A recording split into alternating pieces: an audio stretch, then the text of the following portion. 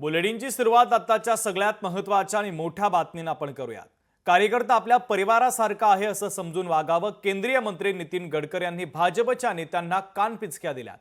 नेत्यांचं त्यांच्या मुलांवरील प्रेम सांगायची गरज नाही असं गडकरी यांनी म्हटलेलं आहे। माझ्यानंतर माझ्या मुलाला तिकीट द्या असं सगळे म्हणतात, मुलावर जेवढं प्रेम करतो तेवढं कार्यकर्त्यावर देखील करावं असा सल्ला देखील आता गडकरी यांनी आपल्याच पक्षातील नेत्यांना दिलेला आहे।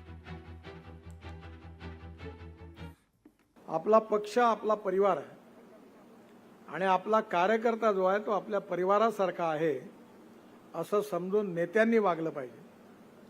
नेत्यांचं प्रेम आपल्या मुलांवर आहेच, सांगायची काही गरज नाही। त्याला तिकीट द्या म्हणते सगळे नेते। माझ्यानंतर माझ्या मुलाला, आता मी माझ्या मुलाचा आग्रह करत नाही, त्यामुळे अनेक लोकांनाही प्रश्न पडला की आता आपल्या मुलाचं तिकीट कसं मागायचं।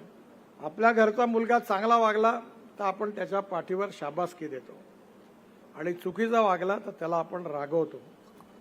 तसंच कार्यकर्त्याला एकट्यात बसून त्याला समजून सांगितलं पाहिजे की तुझं हे वागणं बरोबर नाही, तू असं वागू नको, आणि त्या कार्यकर्त्यावर परिवारासारखं प्रेम केलं पाहिजे।